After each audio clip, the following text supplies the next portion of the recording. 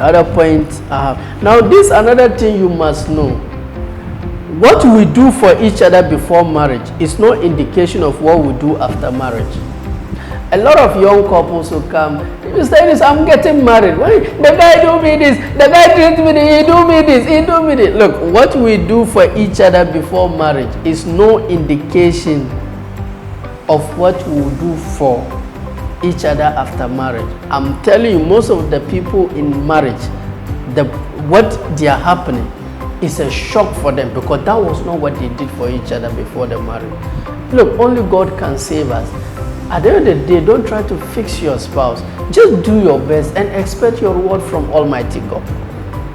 Your spouse cannot reward you. They can only give you the best they can. Expect 0% from them. Whatever they do is, Ya Allah, Alhamdulillah. The most important human need in life is to feel appreciated. Do you appreciate your spouse? The little things your spouse do you appreciate them? So here's the problem. Your spouse don't appreciate your effort. You two don't appreciate their effort. So you people live miserable. Start to identify. Last week, I identified some few things I appreciate from my spouse. I call it to her. I verbalized it. She was very happy. She also mentioned a lot of things about me. But the person can do so many good things you don't see. You are just looking for the bad things. You always find what you are looking for. And now when you find the bad things, you also want to prove you are a bad person.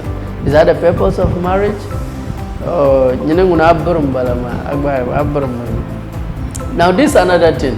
Have peace with God, have peace with yourself, have peace with your family, and have peace with others.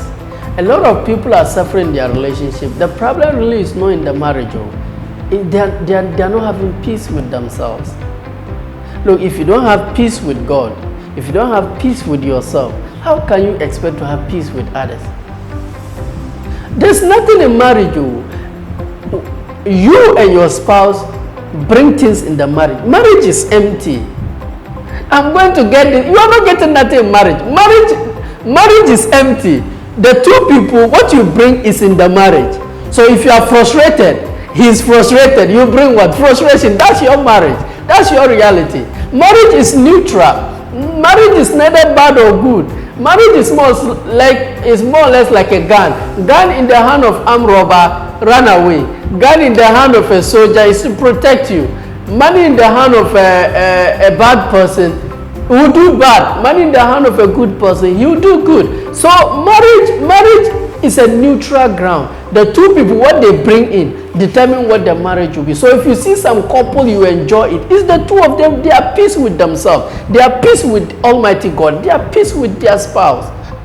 You are frustrated. You are not happy with yourself. You bring that into the marriage. You meet the guy, he's frustrated. That's full of frustration. Then they will come out and write, marriage is the worst. Everybody should never get married. You are not normal. You are not normal.